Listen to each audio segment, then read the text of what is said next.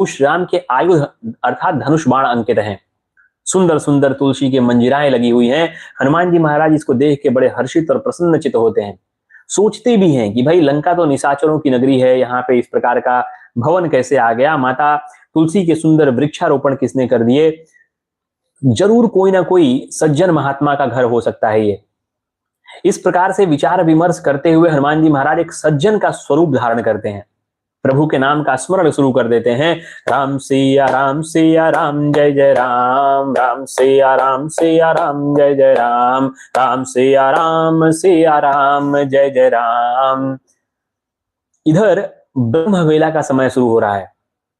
विभीषण जी महाराज प्रभु के प्रेरणा से, उनके आशीर्वाद से उनकी निद्रा टूटती है और वो निद्रा के टूटते ही राम राम राम राम नाम का स्मरण करते हुए जागते हैं। अपने हाथों को देखते हैं, प्रभु के नाम का स्मरण करके प्रणाम करते हैं। और इधर हनुमान जी महाराज जो प्रभु के नाम का जाप स्मरण कर रहे होते हैं, ध्वनि सुनकर के विभीषण जी महाराज बेतुक कौतूहल होकर के भागते हुए बाहर आते हैं। जब वो देखते हैं कि भाई लंका में मेरे अलावा कोई किसी को भी प्रभु के नाम का स्मरण करने का किसी भी प्रकार का कोई परमिट नहीं मिला है, ये कौन आ गया लंका में जो इस प्रकार से निर्भीक होकर के और इतने जोर जोर से प्रभु के नाम का स्मरण कर रहा है, जा करके उसके कुशलता मंगल के बारे में तो पता किया जाए। विभीषण जी महाराज जब भाग करके आते हैं और देखते हैं कि भाई कोई तो है जो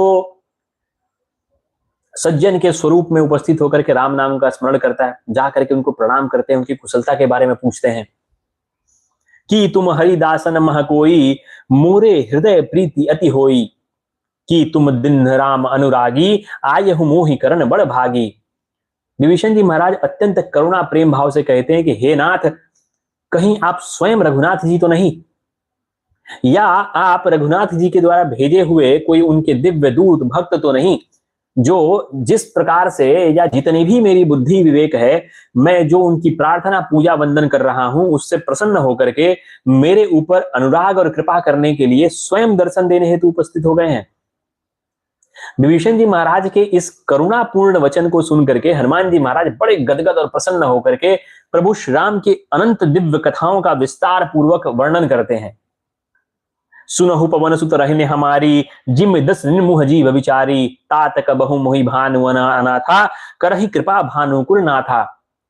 हनुमान जी महाराज से संपूर्ण वृतांत सुनने के पश्चात विभीषण जी महाराज अत्यंत गदगद प्रसन्न होकर के कहते हैं कि हे नाथ, हे प्रभु,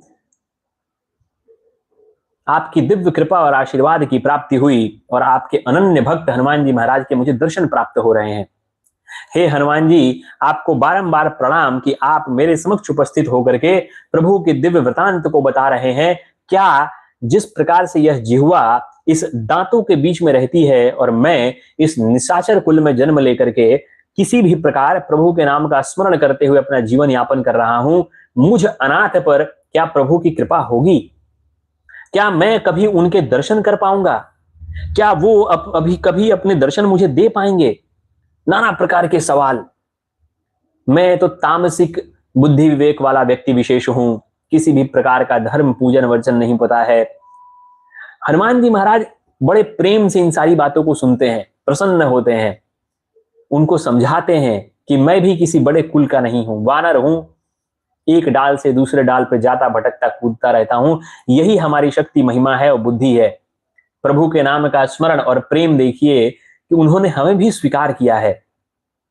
हे विभीषण जी, मैं आपको आश्वासन देता हूं, वचन देता हूं और आपको निश्चिंत कराता हूं कि आप प्रभु के नाम की महिमा भक्ति के बीच लगे रहिए। प्रभु के दिव्य दर्शन की प्राप्ति होगी, वो बहुत ही जल्द आपको सहर्ष स्वीकार करेंगे। रघुनाथ जी महाराज की दिव्य भक्ति के बारे में एक दूसरे से सुन करके दोनों अत्यंत प्रसन्न होते हैं, गले मिलते हैं। सजल नेत्रों के सहित विभीषण जी महाराज हनुमान जी का मार्गदर्शन करते हैं।